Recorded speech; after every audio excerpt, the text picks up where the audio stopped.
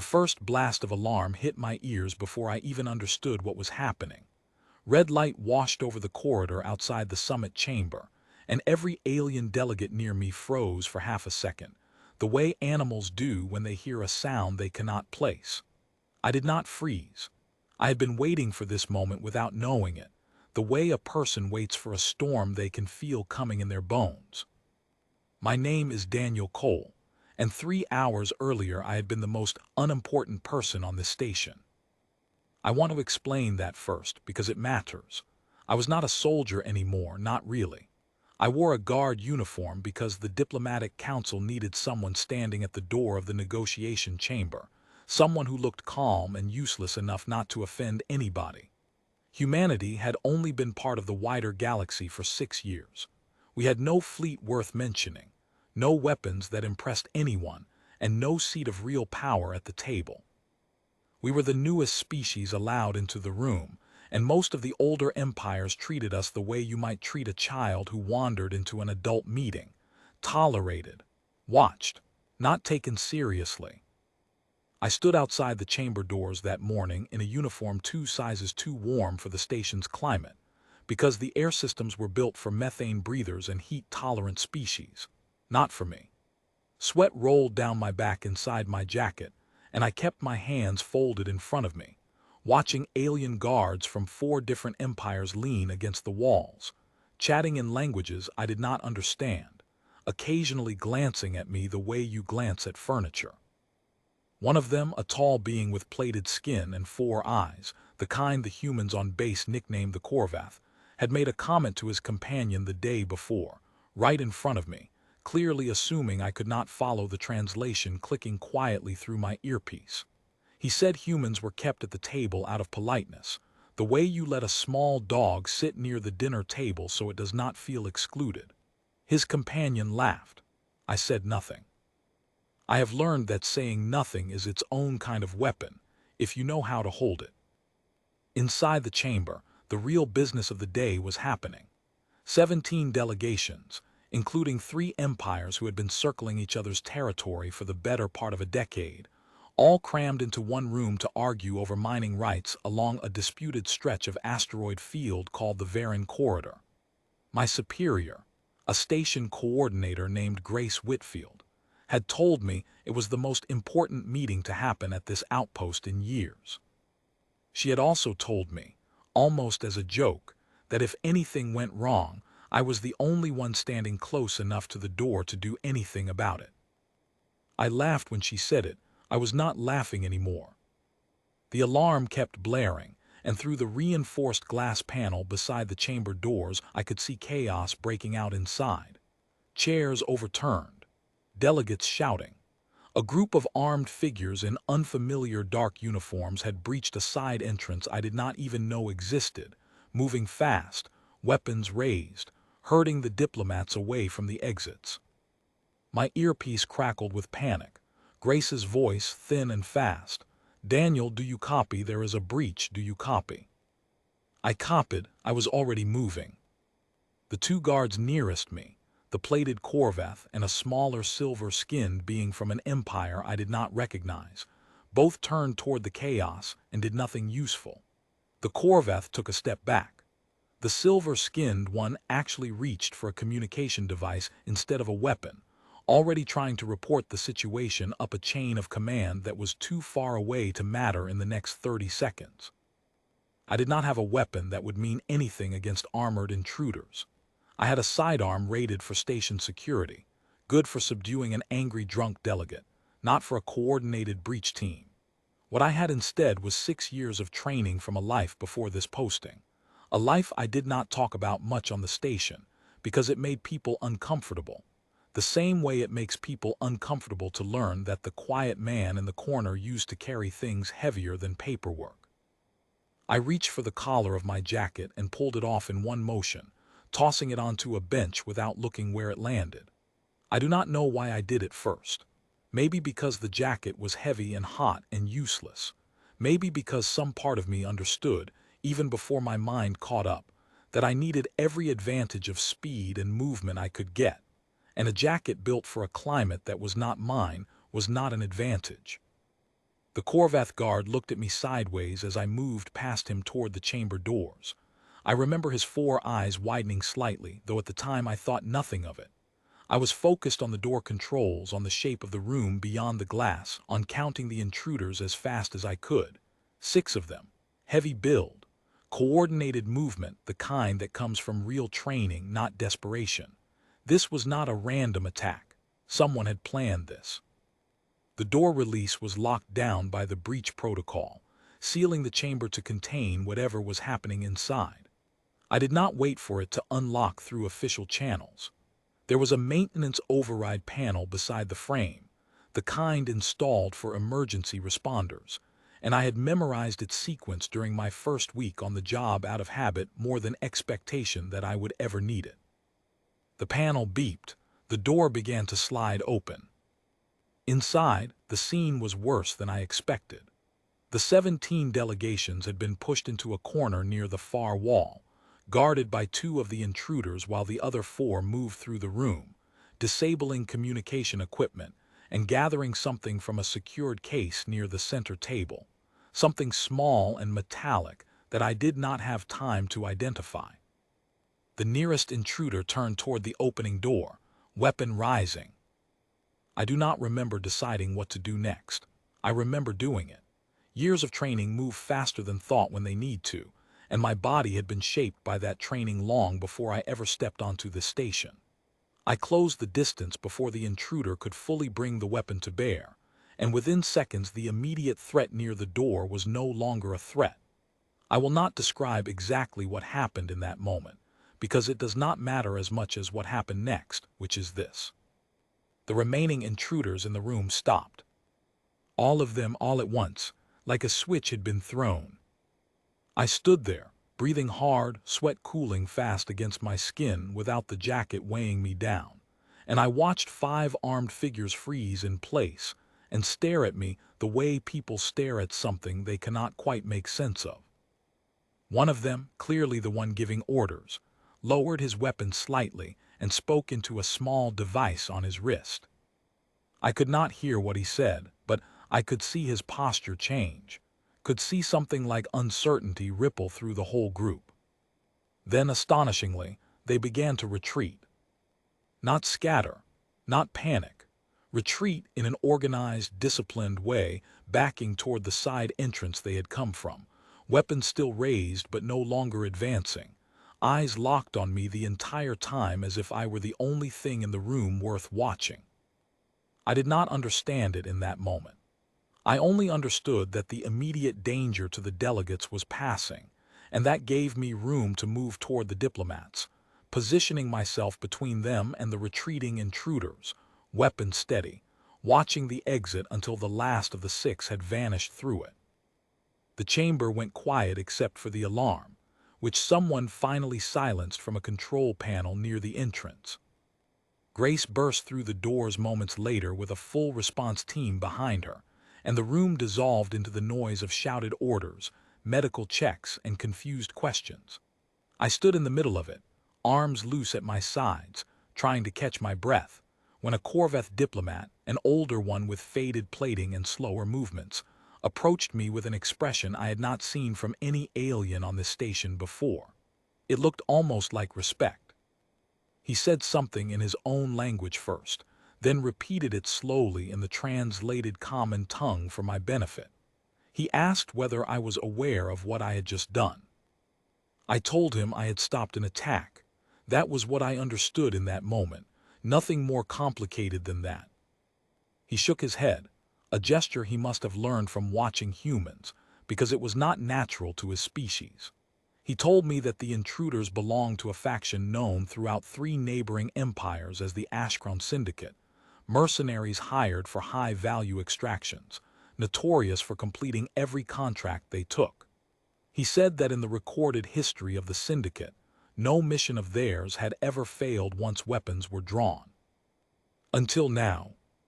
I did not have an answer for that. I was still working out how 6 trained operatives had simply turned and walked away from a fight. They clearly had the numbers and firepower to win. The answer came an hour later, in a smaller meeting room where station leadership gathered to review the incident, and where I was asked, somewhat awkwardly, to sit in on the debrief because nobody quite knew what else to do with me. A translator named Priya Malhotra, one of the few humans on station fluent in several alien dialects, had been reviewing an intercepted communication from the retreating mercenaries, a transmission sent to whoever had hired them, explaining the abandoned mission. She read it aloud to the room, her voice careful, like she was still deciding whether to believe what she was reading. The message said the target location was compromised by an unknown human combatant who removed protective outer layering before engaging, described as displaying the recognized threat posture cataloged in syndicate historical records under an old designation. The message referenced something called the Kestrel Incident, an event from nearly 9 years earlier, before humanity had even made formal contact with the wider galaxy. Nobody in the room, human or alien, seemed to know exactly what the Kestrel Incident was, except for one very old Corvette advisor sitting quietly near the back, a historian attached to the diplomatic mission rather than a combatant. He explained, slowly and with obvious discomfort, that early scouting reports from a species who had briefly observed human military exercises before formal contact had described something troubling. A pattern noticed among certain human soldiers, the ones trained for the most demanding conditions, who would remove heavy outer clothing before engaging in serious physical conflict, as though shedding excess weight was a signal that the fight had become real. The scouts who observed this, he said, had never actually engaged those soldiers directly. They had only watched from a distance and recorded what they saw, then filed a report warning other empires to treat any human seen removing protective gear before a confrontation as an immediate and serious threat, one to be avoided rather than tested. The report had been buried in old intelligence archives for years, dismissed by many as an overcautious note from a jumpy scouting team. But the Ashkron Syndicate, who valued survival over pride, had apparently kept detailed records of every warning ever filed about every species they might one day be contracted against. And when their operatives radioed back describing exactly the behavior in that old report, playing out in real time in front of them, their commanders did not hesitate. They ordered a full retreat. I sat there listening to all of this, and I will admit I laughed, quietly, more out of disbelief than anything else. 9 years ago, before I had even joined the Guard program, some unnamed instructor running a training exercise on Earth had unknowingly created a legend that traveled across the stars faster than humanity itself did. And that legend, half remembered and half exaggerated through translation and retelling, had just saved the lives of 17 diplomats and possibly avoided a much larger conflict, all because I took off a jacket that was too hot for the room. Priya looked at me after the meeting broke up, still holding her translation notes, and asked whether I thought it was strange to become part of alien mythology without ever meaning to. I told her strange did not begin to cover it. Grace found me later that evening, after the station had returned to something resembling normal, delegates escorted safely to secure housing, security protocols doubled at every entrance, investigators already working to trace who had hired the syndicate in the first place and why. She handed me a data pad with a formal commendation already drafted, station leadership moving fast to make sure credit was properly recorded before politics could complicate the story. She also handed me my jacket, recovered from the bench where I had tossed it, neatly folded. I looked at it for a long moment before taking it back. Grace asked what I was thinking. I told her I was thinking about how none of this made any sense, and also how completely it made sense at the same time. Humanity had walked into this galaxy with no great fleet, no terrifying weapon, no empire spanning centuries. What we had, apparently, was a reputation built from a handful of half-seen moments, filtered through cautious reports and nervous translations, until somewhere along the way we became something other species chose not to test directly. I did not feel powerful sitting there that evening. I felt tired and a little bit amused and honestly a little bit proud in a quiet way that did not need an audience. Word of the incident spread through the station faster than any official report could contain it. Over the following days, alien delegates who had barely acknowledged my existence before began greeting me by name in the hallways. The Corvette guard who had made his comment about small dogs at dinner tables found me near the mess hall 2 days later and, to his credit, offered something close to an apology, admitting he had misjudged what humans were capable of. I told him it was fine. I understood why. Most of what people believe about a species they barely know comes from stories. And stories, especially old ones passed hand to hand across cultures and languages, tend to grow strange edges the farther they travel from the truth. Still, I noticed something shift in the way alien delegations approached negotiations after that day. Something subtle but real. Meetings that had once treated human representatives as a formality now included careful attention to human input. Security postings that once placed human guards at the least important doors began shifting human personnel to more sensitive assignments. It was not because anyone suddenly believed humans were the strongest species in the galaxy. It was because a single afternoon had reminded everyone present that certainty about what a species will or will not do is a dangerous thing to assume, especially about a species still new enough that its full history remained mostly unknown. Priya told me a few weeks later that the Kestrel incident report, the old scouting record that had apparently saved the summit, was now being requested by multiple diplomatic archives across several empires. Historians and analysts suddenly eager to understand humanity better rather than dismiss us as harmless newcomers.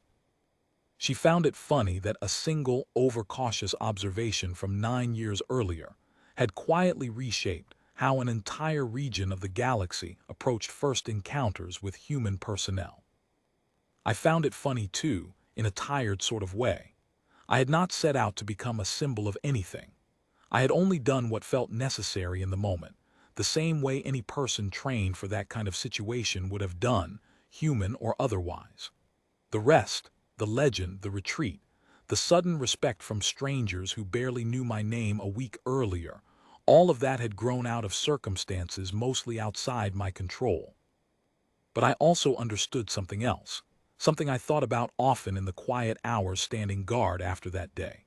Reputations are built from small moments, repeated and remembered by the people who witness them. A single soldier removing a jacket before a training exercise 9 years ago had, without ever knowing it, planted a seed that grew into caution across star systems he never visited. My own actions that day, whatever they became in the retelling, would likely travel the same way, reshaped and exaggerated with each new telling, until the truth of what actually happened became almost beside the point. I did not mind that thought as much as I expected to. There are worse things a person can leave behind than a story that makes others pause before choosing violence. The investigation into who hired the Ashcrown Syndicate concluded weeks later, tracing the funding back to a smaller faction within one of the three empires disputing the Varan corridor, a faction hoping to seize control of the negotiations by removing key diplomats before an agreement could be reached. The plan had been sound, carefully funded, and professionally executed right up until the moment 6 trained operatives looked across a chamber and decided the risk was no longer worth taking. The Varan corridor negotiations resumed a month later, this time with tighter security and a noticeably different atmosphere in the room. I was posted at the chamber door again, same uniform, same overheated air recycled for methane breathers rather than for me. But something had changed in how people looked at me standing there. Guards from other empires no longer treated me like furniture. They nodded when I arrived for my shift. A few even asked, carefully, curious rather than mocking, whether the stories about the Kestrel incident were true. I told them the truth, which was that I did not know the full story either, that I had simply done what training and instinct told me to do, and that the rest had grown into something larger than the moment itself. the way these things often do. Grace stopped by near the end of that first shift back, leaning against the wall beside me the way she used to before the incident, before any of this happened. She asked whether I planned to keep wearing the jacket, given everything. I told her I would keep wearing it, right up until the moment I did not need it anymore. She smiled at that, and for the first time since the alarms had gone off weeks earlier, I felt the tension in my shoulders finally ease. The chamber doors stood closed and quiet behind us, 17 delegations working through their differences without the shadow of an ambush hanging over the proceedings. Somewhere across several empires, old records were being pulled from dusty archives and re-examined with new interest. Historians and analysts trying to understand a species that had arrived quietly and left behind a legend without ever meaning to build one. I did not think of myself as part of that legend. I thought of myself as a guard doing his job on an ordinary day that turned extraordinary through no real plan of my own. But I understood, standing there in the recycled heat of a station built for beings who were not me, that sometimes the smallest gestures carry the longest shadows, and that a jacket removed in a single tense moment could travel farther across the stars than any of us ever expected. The negotiations concluded successfully 3 weeks later, a fair agreement reached over the Varan corridor, credited in no small part to the sense of security that had returned to the summit after the failed ambush. I was given a modest bonus, a formal note of thanks from several delegations, and an offer to transfer into a more senior security role overseeing diplomatic protection across the sector. I accepted, though not because of the recognition. I accepted because somewhere in the chaos of that single afternoon, I had understood something about myself and about the strange, uncertain place humanity now held among the stars. We were still the newest species at the table, still without the great fleets or ancient empires our neighbors carried with pride. But we carried something else, something quieter, built from small moments witnessed and remembered by others long before we fully understood what we were becoming. I kept the jacket. I still wear it some mornings, heavy and too warm for a station built for other kinds of life, a small reminder of the day it came off for the first and only time it truly mattered.